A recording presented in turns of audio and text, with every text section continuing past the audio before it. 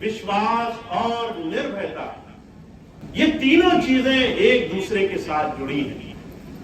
अब अगर हम संतों से प्रेम कर रहे हैं तो थोड़ा सा अपने हृदय में झांक कर देखना है, विश्वास बना कि नहीं बना। थोड़ा हृदय में झांक कर देखना है, अभी डर तो नहीं लगता, हर छोटी चीज से परेशानी तो नहीं हो जाती। अभी कुछ दिन पहले मुझे एक माता मिली, कहने लगी भैया जी मुझे बड़ा डर लगता है, मैं देखती हूं हर रोज कोई ना कोई मेरे ऊपर कोई गलत टोना टुटका कराना चाहता है, कभी कुछ, मुझे बड़ी कष्ट होता है। मैंने कहा तुम्हें कैसे लगा कि तुम्हारे ऊपर कुछ कष्ट आएगा? कहने लगी मैंने एक दिन दरवाजा खोला, देखा नींबू मिर्चा मेरे घर के सामने पड़ा था। मैंने कहा उससे क्या हो गया? कहने लगी किसी ने उसे अभिमंत्रित करके वहां डाला था ताकि मेरे जीवन में मुझे कोई कष्ट आ जाए। मैंने उसको बड़ी हंसी की एक बात कही, मैंने कहा नींबू मिर्चा बड़ा महंगा मिलता है आजकल, तुम्हें कोई मुफ्त में दे गया, आराम से काट के खाओ, उससे बड़ा तो तुम्हारा कोई भी सहयोगी नहीं हो सकता है। मुफ्त में तुम्हारे घर अनाज देके जा रहा है, अब तुम चिंता में पड़ी हो, आजकल कोई 2 दाने तो तैयार नहीं होता है। उसने कहा भैया जी कैसी बात करते हैं? मैंने कहा बस इतना ही अर्थ है दुनिया के हर एक दुनियावी विश्वास का। अगर तुम दुनिया की हर एक चीज को देखने का नजरिया बदल लो, अगर तुम्हारा भरोसा तुम्हारे गुरु पर हो तो दुनिया की कोई विपत्ति नहीं मालूम पड़ती, कोई समस्या, कोई तकलीफ नहीं मालूम पड़ती। जब संत आते हैं वो हमें ऐसी विश्वास के साथ जोड़ने के लिए आते हैं। बुजुर्ग कहा करते थे ये निर्भयता पहले नहीं आएगी, ये विश्वास पहले नहीं बनेगा, पहले तुम्हें गुरु से प्रेम बनाना पड़ेगा, पहले तुम्हें गुरु के साथ जुड़ने का, उसके साथ लगने का अपने जीवन में एक सहज साधन बनाना पड़ेगा। अब प्रेम कैसे बनाया जाता है? बुजुर्ग कहा करते थे प्रेम बनाने की 2-3 बड़ी आसान सी युक्तियां हैं। पहली युक्ति है याद। जिसकी तुम याद करते हो वो तुम्हारे मन में समा जाएगा, जिसकी तुमने याद करी वो तुम्हारे मन में समाया हुआ है। अभी कुछ दिन पहले मुझे एक भाई मिले, कहने लगे भैया जी मुझे बड़ी चिंताएं रहती हैं। मैंने कहा तुम इन चीजों की याद करते हो? कहने लगे मुझे इस बात की फिक्र होती है मेरा काम नहीं बनेगा। मैंने कहा 24 घंटे ध्यान वहीं लगा रहता है। कहने लगे मुझे इस बात की बड़ी परेशानी होती है कि मैं चाहता कुछ हूं, होता कुछ और है। मैंने कहा जो तुम चाहते हो वही तुम्हारे जीवन में ज्यादा होता है। उन्हें बड़ा आश्चर्य हुआ, मैंने हर एक सवाल का एक ही जवाब दिया। कहने लगे भैया जी थोड़ा खुलकर समझाइए। मैंने कहा जहां तुम्हारी याद जुड़ी रहेगी, तुम चाहे उस चीज को गलत ही क्यों ना मानते हो, तुम कहो कि मुझे दुख है और तुम दुखी को याद करते रहो, तुम कहो मेरे लोग पीछे पड़े हैं और उन लोगों की ही याद करते रहो, तुम कहो मेरे जीवन में सब गलत हो रहा है और दिन में 100 बार गलत चीज का रटन करो। जितना किसी चीज को याद करोगे उसी को तुम चाहने लग जाओगे, उसी से प्रेम हो जाएगा। उसके बगैर तुम्हारे जीवन में एक चीज तुम्हें शांति नहीं देगी। कभी आपने ऐसे लोगों को देखा है जो 2 घड़ी शांति से ना बैठ सकते हो? अगर ना देखा हो तो आज इस चीज का अनुभव करके देखना। आप जाना बाहर समाज में और जब ऐसे लोगों से मिलोगे जिनको शिकायत करने की आदत पड़ गई है, जब आप उनसे कहो भाई 2 घड़ी शांति से बैठ जाओ, 2 घड़ी शिकायत मत करना, तो 2 घड़ी बैठना मुश्किल हो जाएगा उनके लिए। 2 घड़ी चुप्पी साधेंगे और झट से अंदर से फिर से किसी की बुराई निकलने लगेगी। किसी की तो बुराई करनी है, किसी की तो बुराई में, याद में, किसी के सिमरन में, किसी के ध्यान में लगे रहना है। हुजूर कहा करते थे कि उनके बस में नहीं है। ये उन्होंने कहीं ना कहीं अपने अवचेतन मन का, अपने अंदर अपनी आदत का एक हिस्सा बना लिया है। एक बार जब हम गुरु के पास जाते हैं, गुरु हमें इन चीजों से बदल देना चाहता है। वो कहता है कि तुम्हें अपने अंदर गुरु नाम के सिमरन, गुरु की याद से अपने जीवन को सजाना है। कहा सांस सांस से नाम ले, बिरथा सांस न खोए, ना जाने इस सांस का आवन होए न होए। जब तुम अपनी दिनचर्या गुजारना तो देखना कितनी देर तुम गुरु की याद कर पाते हो, और आपको आश्चर्य होगा, आपका पूरा दिन गुजर जाया करेगा। आपका पूरा समय गुजर जाएगा और आपको फुर्सत नहीं मिलेगी गुरु जी की याद करने की। आपको फुर्सत नहीं मिलेगी कि आप गुरु का ध्यान मन में बना सको। हुजूर कहा करते थे याद बनाना ये स्वेच्छा का विषय नहीं है, याद बनाना ये आदत की, ये हमारे जीवन में नियम, हमारे जीवन में व्रत और संकल्प का काम है। आप जब किसी भी पूजा पाठ करते हुए आदमी को देखो, वो हर रोज सुबह छोटे से मंदिर के सामने अपना रोज का नित्य नियम सिर्फ इस आस्था के साथ करना शुरू करता है कि ये नियम मेरे लिए बड़ा जरूरी है। चाहे उसमें कुछ मंत्र का पाठ करना हो, चाहे धूप बत्ती जलानी हो, चाहे दीपक जलाना हो, और 1 महीने बाद वो चाहे वो चीज करना ना भी चाहे, वो भी उसके दिनचर्या में अपने आप होने लग जाएगा। ऐसा कैसे हुआ? वो उसकी स्वेच्छा नहीं थी, उसने अपने आप को आदत से, रोज रोज के अभ्यास से इस तरीके से याद में डाल लिया। तो जो कहा करते थे प्रेम जहां सहज है, वहीं जिन्होंने प्रेम करना नहीं सीखा उसके लिए ये प्रेम बनाने के 2-3 बड़े आसान से साधन भी हैं। अगर आप अपने हर रोज के दिन को कुछ ऐसे हिस्सों में बांटो जिसमें आपको थोड़ी थोड़ी देर में याद आए कि मुझे नाम का सिमरन करना है। आप कोई भी काम करो, नाम का सिमरन किया नहीं किया, आप किसी भी जगह जाओ, किसी काम को शुरू करो, उस वक्त गुरु जी का नाम लिया नहीं लिया, इस चीज का नियम आपके जीवन में आपके गुरु के साथ प्रेम का साधन बनता है। स्वामी जी कई बार इस बात को कहा करते थे हाथ कारबल दिल यारबल। हाथ से काम करते जाओ, पर तुम्हारे दिल में, तुम्हारे अंदर, तुम्हारे मन में चलते फिरते, उठते बैठते, खाते बनाते अगर एक छोटा सा नियम पड़ जाए कि तुम कैसे किसी काम को गुरु की याद से शुरू करोगे। कोई काम करना है, पहले गुरु की याद करनी है। किसी काम में हाथ डालना है, पहले गुरु की याद करनी है। किसी जगह जाना है, पहले याद करनी है। किसी भी चीज को शुरू करना है, पहले गुरु जी के ऊपर छोड़ देना है। हुजूर कहा करते थे ऐसे तुम्हें एक दिन में अगर 10 काम मिले और 10 काम में तुमने याद रखा कि याद पहले बनानी है, काम फिर शुरू करना है, तो आप पाओगे आपके जीवन में आपका याद, आपका ध्यान, आपका सिमरन गुरु की तरफ जुड़ने लग जाएगा। अर्जुन कहा करते थे इस प्रेम को इस संसार में जिसने भी बनाया उसने सिर्फ गुरु की याद, प्रेम उनके ध्यान में लग करके बनाया है। तो आप बहुत भाग्यशाली हैं जिन्होंने गुरु की कृपा से अपने जीवन में उनकी याद से जुड़ने का तरीका सीख लिया है, जिन्होंने गुरु के ऊपर अपना सर्वस्व, सारी चिंताएं उनके ऊपर छोड़ने का तरीका सीख लिया है, जिन्हें किसी बात की चिंता नहीं होती, जिन्हें मालूम है कि मेरे हर एक काम में, अच्छे और बुरे में, दोनों में ही गुरु राजी है।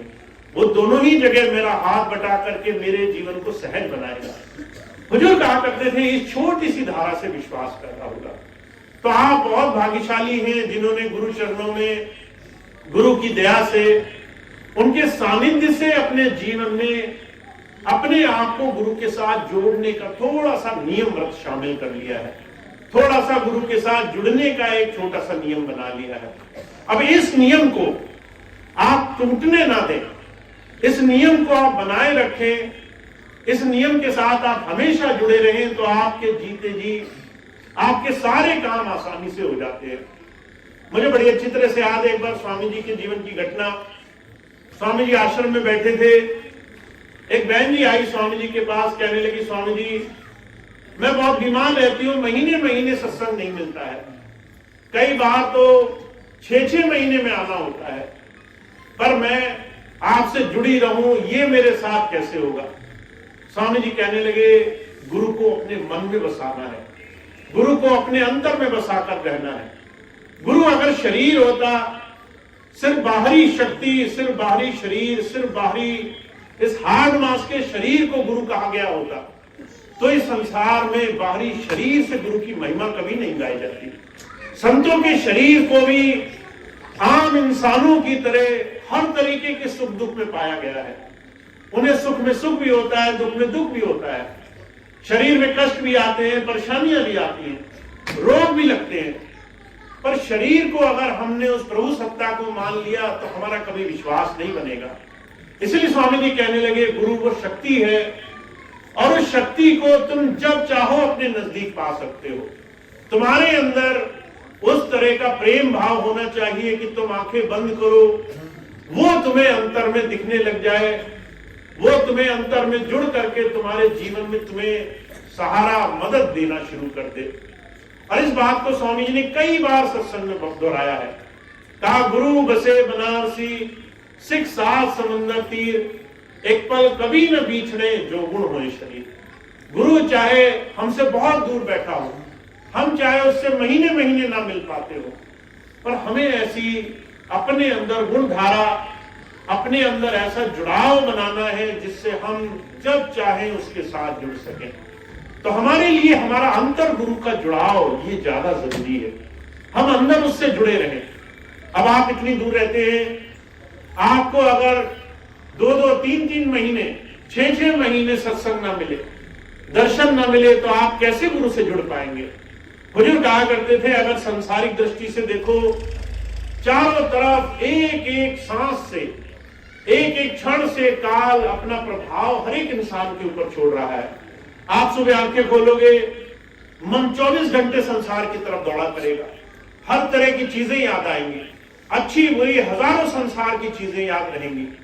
अगर आप 24 घंटे इस मन गति में हो और गुरु जी आपको 6 महीने में मिल रहे हैं, तो कैसे हमारा उद्धार होगा? हुजूर कहा करते थे सिर्फ एक कारण से, आप गुरु को शरीर मत मानना। वो धारा है जो आपके अंतर है, वो धारा है जो प्रेम से आपके हमेशा अंग संग रहेगी, वो धारा है जो उसकी याद से हमेशा आपके सभी कामों में आपकी मौजूदगी का एहसास आपको कराएगी। अगर आपने उसको याद करना शुरू कर दिया, अगर आपने हर एक जगह उसका ध्यान रखा, अगर आपने उसकी तरफ थोड़ा सा प्रेम बनाकर रखा, तो आपके घर बैठे सारे काम होने लग जाएंगे। इसीलिए कबीर साहब कहा करते थे कि अगर आपको थोड़ा सा इस चीज की परख करनी हो, का प्रेम छिपाया ना छुपे, जाघट प्रगट हुए, जापे मुख बोले नहीं नैन देखे रोए। अगर आप कभी एकांत में बैठे होगे, अगर आप गुरु की याद कर रहे होगे, आपके वहीं आंखें नम होने लग जाएंगी, वहीं आपके अंदर से उसको याद करके आपका विरह प्रेम उसके लिए आने लग जाएगा, वहीं आपका ध्यान उससे जुड़ने लग जाएगा। और अगर आपके अंदर वो प्रेम नहीं उपजा, तो आप उसके चारों तरफ रहोगे तो भी उसको देखने की दृष्टि नहीं बन पाएगी। तो इस संसार में भक्ति हमेशा प्रेम से की जाती है, भक्ति हमेशा अंतर से की जाती है, भक्ति हमेशा उस प्रभु को अपनी मन बुद्धि से थोड़ा और आगे बढ़कर की जाती है। और आप भाग्यशाली हैं इस बात को समझने वाले बने हैं। तो आज मैं आपसे सिर्फ इतनी बात कहूंगा कि स्वामी जी की कृपा से, उनकी दया से हमने जो एक चीज पाई है कि हम गुरु को कैसे अपने जीवन में प्राप्त करने वाले बने, उस धारा को आप अपने जीवन में हर रोज जैसे अभी तक करते आए हो, वैसे ही उसके साथ ज्यादा से ज्यादा जुड़ने का भाव रखना। जितना ज्यादा आप उसकी तरफ जुड़ते रहोगे, जितना ज्यादा आपका जुड़ाव उस तरफ रहेगा, उतना ज्यादा आप उसको महसूस करोगे, उतना ज्यादा वो आपके जीवन में हर पल हर घड़ी आपके अंग संग रहेगा। तो सिर्फ इतनी बात हमें याद रखनी है, आज हम जब बहुत दूर हैं, हमें ऐसा प्रेम भाव जोड़ना है कि हम जहां भी रहें, हमारी याद, हमारा ध्यान, हमारा ख्याल उनसे जुड़ा रहे। अगर आपने इतना काम कर लिया, तो दुनिया के बाकी के सारे काम सहज भाव से, बड़ी आसानी से, उसकी कृपा से अपने आप सहज होने लग जाएंगे। मेरे पास बहुत से भाई बहन आते हैं, मैं उनसे एक ही बात कहता हूं, आप अगर ये एक चीज करते रहो, दुनिया की सारी चीजों की चिंताएं आप अपने गुरु के ऊपर छोड़ दो। आपको लगे किसी को बाहरी चीजों के लिए, तरह तरह की चीजों के लिए बाध्य किया जाता है, उसकी चिंता मेरे ऊपर छोड़ दो। आपको लगता है आपको पूजा पाठ करना पड़ता है, उसकी चिंता मेरे ऊपर छोड़ दो। आपको लगता है दुख परेशानी, सुख दुख, अलग अलग तरह की विपत्ति आई, उसकी चिंता अपने गुरु के ऊपर छोड़ दो। दुनिया की सारी चीजें सहज भाव से हल हो सकती है अगर आपका अंदर से ध्यान, अंदर से जुड़ाव, अंदर से गुरु के लिए प्रेम हर रोज जुड़ा हुआ है। तो हमें सिर्फ एक चीज पे ध्यान देना है, हम जहां भी रहें, जिस भी स्थिति में रहें, हमारा दिन कैसा भी गुजर रहा हो, हम दिन की शुरुआत करें गुरु जी को अपना पूरा दिन समर्पित करके। आंख खुले, सबसे पहली चीज क्या करो, हे गुरु, मेरा आज का दिन, इसमें जो कुछ भी हो सब मैं तेरे चरणों में समर्पित करता हूं। अच्छा होगा तो तेरी मेहरबानी, अच्छा नहीं होगा तो तेरी मौज। तो जैसे रखेगा वैसे मुझे राजी है, मुझे अच्छे में भी राजी है, मुझे सख्त और कड़वे जीवन में भी राजी है। दोनों ही चीजें मैं तेरे भाने पर छोड़ता हूं। और जब रात को सोने जाओ तो शुक्राना अदा करो। हे प्रभु, तेरी कृपा से पूरा दिन सहज भाव से गुजर गया, तेरी कृपा से पूरा दिन आराम से गुजर गया। अच्छा भी हुआ, बुरा भी हुआ, पर मैं टस से मस नहीं हुआ, मैं डामाडोल नहीं हुआ, मेरा विश्वास तुझ पे बना रहा। बहुत बड़ी कृपा है। तो हुजूर कहा करते थे, जब हम ये दो चीजें करेंगे, जब हम ये दो चीजें करने वाले बनेंगे तो हम कहीं भी रहें, कितनी ही दूर क्यों ना हो, हम हमेशा उससे जुड़े रहेंगे, हमेशा उसके अनुसंग रहेंगे। वो हमें महसूस होगा, उसकी नजदीकी हमेशा जीवन में हमें मिलेगी। तो सिर्फ इतनी बात जो हमारे जीवन का हिस्सा होनी चाहिए कि हम अपने सदगुरु से कैसे जुड़े रह सकते हैं, किस तरीके से उसकी याद बनी रह सकती है, कैसे उसकी तरफ ध्यान रह सकता है। तो इस चीज को आप जितना बना सकते हो अपने जीवन का हिस्सा बना करके रखो। इतनी बात मुझे आपके सामने रखनी थी। आप सभी भाई बहनों का बहुत बहुत धन्यवाद, आपने इतना सुंदर समय दिया।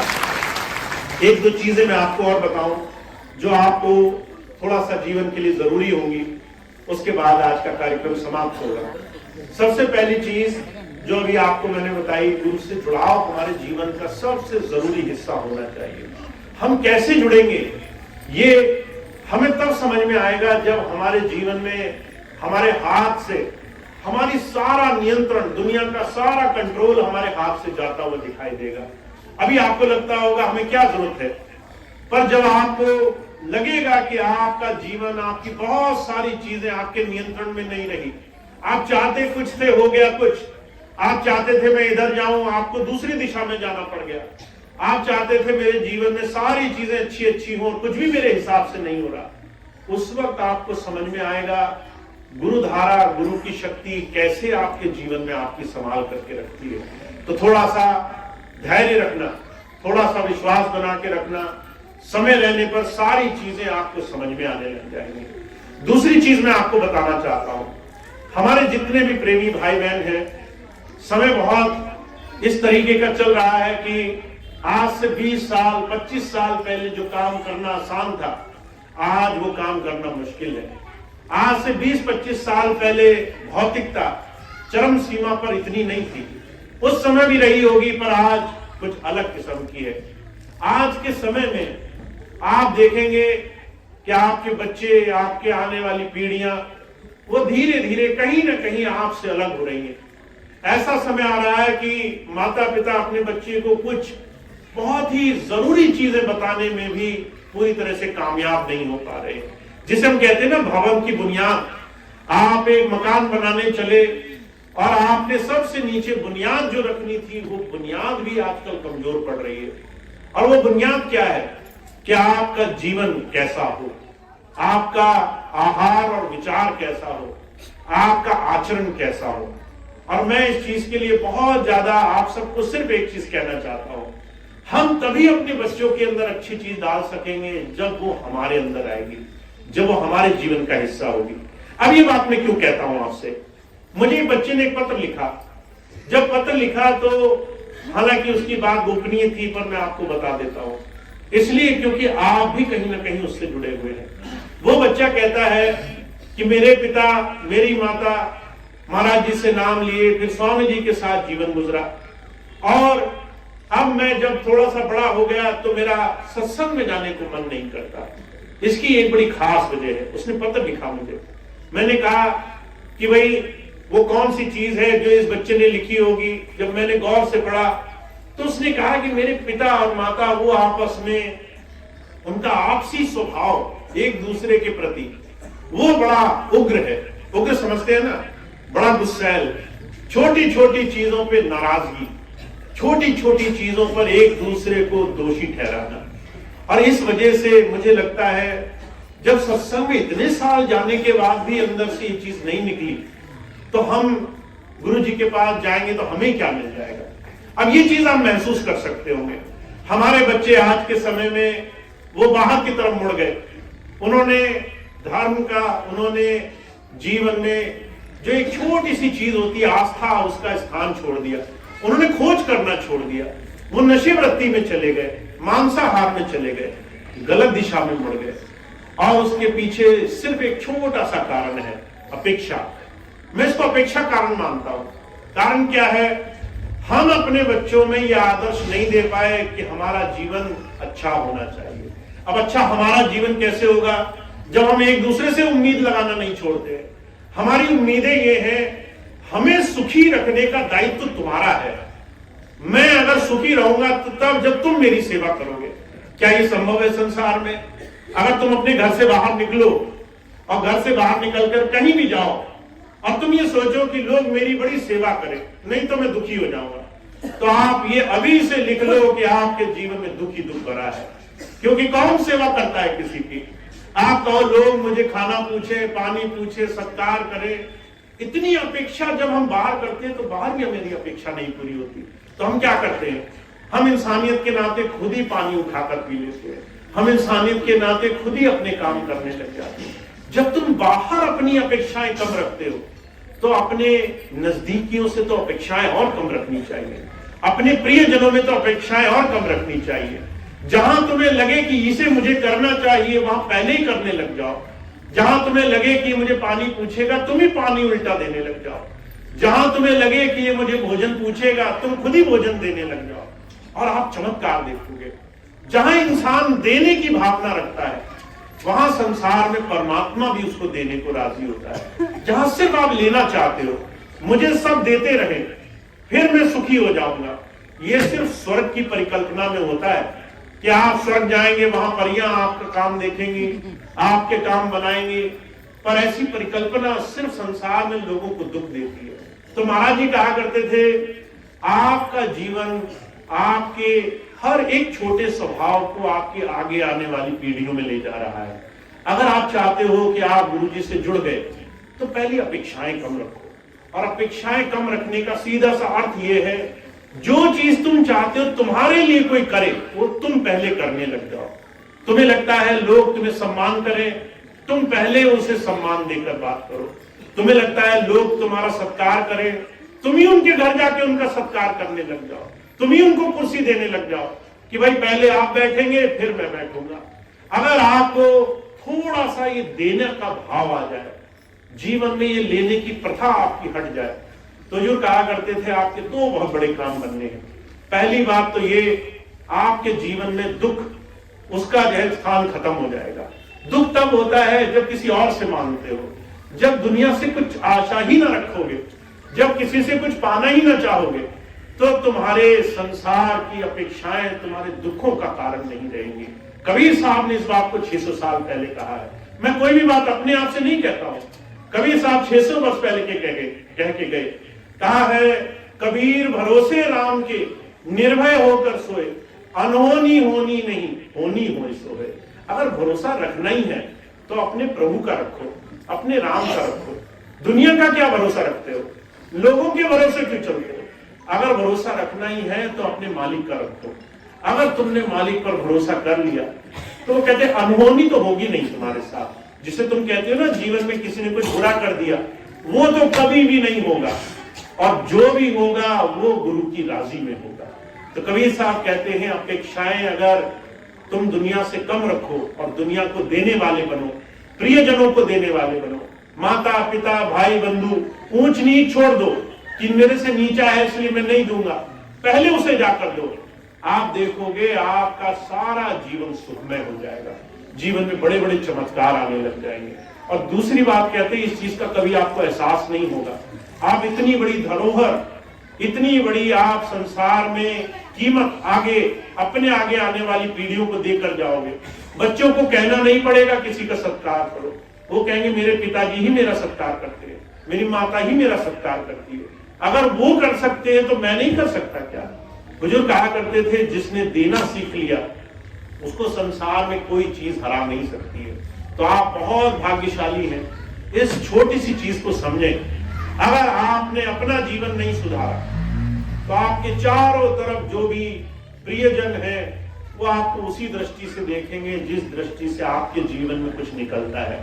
दूसरी बात जो महाराज जी फरमाया करते थे, महाराज जी कहा करते थे, अगर तुम संतरा लो और उसको जोर से दबाओ और तुम ये उम्मीद करो कि उसके अंदर से सेब का रस निकल जाए, जैसे तुम्हारे सोचने से नहीं होगा, तुम्हारे लाख कोशिश करने से नहीं होगा। कहते ऐसे ही जब भी तुम किसी कष्ट में पहुंचोगे और तुम्हारे अंदर से जो निकलेगा वो तुम्हारे अंदर जो भरा है उसी का निष्कर्ष होगा। अगर तुम्हारे अंदर कड़वाहट भरी होगी तो कड़वाहट ही निकलेगी। ये कहना गलत है कि लोगों ने मुझे दुखी कर दिया, लोग मुझे आकर के गुस्सा करके चले गए। गुस्सा था तभी गुस्सा निकला, अंदर क्रोध भरा था तभी क्रोध बाहर निकला। महाराज जी कहा करते थे, एक छोटी सी कहावत है, परखी एक चीज होती है, अगर बोरों में अनाज भरा हो, परखी जब आप लगाते हैं तो जो अंदर होता है वही बाहर निकल के आता है। अगर आपके अंदर प्रेम भरा होगा तो प्रेम निकलेगा, पर अगर आपके अंदर गुस्सा, अपेक्षा, जलन, ईर्ष्या भरी होगी तो वो बाहर निकल कर आएगी। तो आपका स्वभाव, आप कितना गुरु से जुड़े हो इस बात को दिखा रहा है। आप देखने वाले बनो, उस चीज को धारण करो और गुरु को अपने मन में स्थान दो, क्योंकि गुरु मन में होगा तो दुनिया की चीजें अपने आप कम रहेंगी, दुनिया की चीजों का भाव कम रहेगा। तो इस चीज को थोड़ा सा अपनाना है, क्योंकि स्वभाव से, प्रेम से, लगन से ही किसी को अपना बनाया जा सकता है। आप कोशिश करो, मैं हक से, मैं जबरदस्ती, मैं हट से, मैं जोर जबरदस्ती से किसी को बात मनवा लूंगा, तो ये संभव नहीं है। आप प्रेम से ही सब कुछ कर सकते हो। तो स्वामी जी प्रेम का रास्ता दिखा रहे हैं, आप इस रास्ते पर चलो। आप इस रास्ते पर जितना चाहो उतना जो है मेरी सेवाएं ले सकते हो, पर आप अगर इस रास्ते पर चलोगे नहीं तो जो है आपको, सच कहूं, इस चीज के रास्ते पर आपको बहुत कुछ हासिल नहीं होगा। मैं कई बार सभी भाई बहनों से एक चीज कहता हूं, बहुत से लोग मुझसे मिलने आते हैं, पर मैं उसको ढूंढता हूं जो सच में प्रेम से, सिर्फ प्रेम की भावना से लगा है। और प्रेम की भावना तब दिखती है जब किसी दूसरे से आप उतना ही प्रेम से बात करो। मैं ये देखता हूं आप दूसरे से कितना अच्छे से व्यवहार करते हो। अगर आप मेरे सामने मीठे बने रहे और दूसरे को आपने डंडा दिखा करके बाहर घेरना शुरू कर दिया, तो समझ लीजिए गुरु से प्रेम एक तरफा और संसार से आपकी जुड़ाव की स्थिति अलग। तो आप सिर्फ एक चीज देखें, आपका प्रेम सबके साथ कैसा है, यही आपके प्रेम की परिकाष्ठा है। तो स्वामी जी इस रास्ते को दिखा रहे हैं। आज इस महीने में जब इतने प्रेमी भाई बहन इतनी लगन से इस पूरी यात्रा पर निकले हुए हैं, कई दिनों के इस कार्यक्रम के लिए, बस एक चीज और हमें अपने जीवन में धारण करनी है, हम कितना सबसे एक जैसा प्रेम और गुरु की बात अपने अंदर से सब तक पहुंचा सकते हैं। तो इतनी बात कह के मैं अपनी बात समाप्त करूंगा। आप सभी का बहुत बहुत धन्यवाद, आप यहाँ आए आज के इस कार्यक्रम का, आप इस कार्यक्रम का हिस्सा बने, बहुत बहुत धन्यवाद।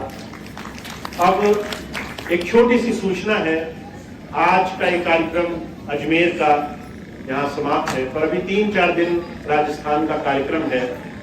कल का कार्यक्रम हिरनौदा में है, आप सभी को मालूम है।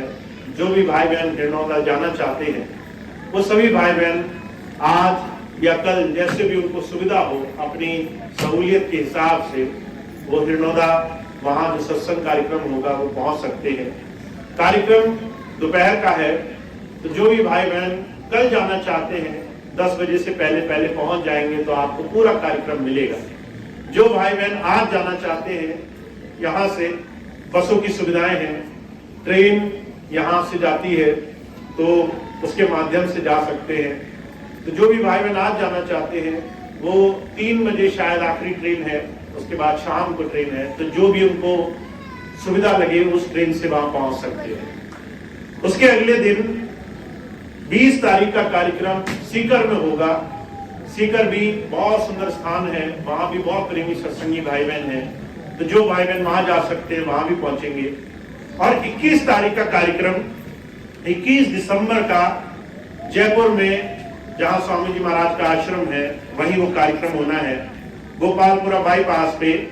इस बार जो सत्संग का कार्यक्रम रखा है वो आश्रम में ना रख करके उसके पास ही एक सामुदायिक भवन है, सामुदायिक भवन जो त्रिवेणी नगर के पास है, बहुत नजदीकी है आश्रम से, तो आप सभी भाई बहन जो जयपुर भी आश्रम में जाना चाहते हैं, अगर आप थोड़ा जल्दी पहुंचेंगे तो वहां सेवादार, वहां भाई बहन होंगे आपको सूचना देने के लिए, बताने के लिए। जो भाई बहन एकदम समय से पहुंचेंगे तो वो ध्यान रखें, सत्संग का कार्यक्रम जयपुर में आश्रम में ना होकर के वहां के पास सामुदायिक भवन है, वहां पर होगा, गोपालपुरा बाईपास पे। तो ये 4 दिन का कार्यक्रम रहेगा राजस्थान का। आप सभी भाई बहन सब जगह आमंत्रित हैं, खूब खूब सत्संग का हिस्सा बने, सत्संग में भाग लें और सत्संग में पहुंच करके इस पूरे समय का लाभ उठा सकते हैं। एक छोटी सी सूचना मैं आपको और बता दूं, एक छोटी सी व्यवस्था आज से बहुत पहले स्वामी जी ने रखी थी कि ज्यादा से ज्यादा सत्संग में जुड़ने का भाव हम सबको मिलता रहे। तो उसके लिए एक सत्संग टीम का गठन किया गया है। लगभग 1 साल से सत्संग टीम बहुत मेहनत से जगह जगह जा करके सत्संग करती है। और जब सत्संग करते हैं तो जितने भी भाई बहन हैं, चाहे नए लोग हों चाहे पुराने लोग हों, सबको साथ मिलकर के सत्संग के इस सुंदर भाव से जोड़ने का प्रयास करते हैं। तो सत्संग की टीम बहुत जल्दी राजस्थान में भी आना शुरू होगी, आप सभी भाई बहन उसका लाभ उठा सकेंगे। तो जितने भी स्थानीय भाई बहन हैं, अजमेर के जितने भी सत्संगी भाई बहन हैं, जो सत्संग से जुड़े हैं, जो सत्संग के सेवा कार्यों में सहयोग करते हैं, हाथ बटाते हैं, उन सभी भाई बहनों से अनुरोध है वो सभी भाई बहन उस टीम के साथ जुड़ेंगे, सहयोग करेंगे।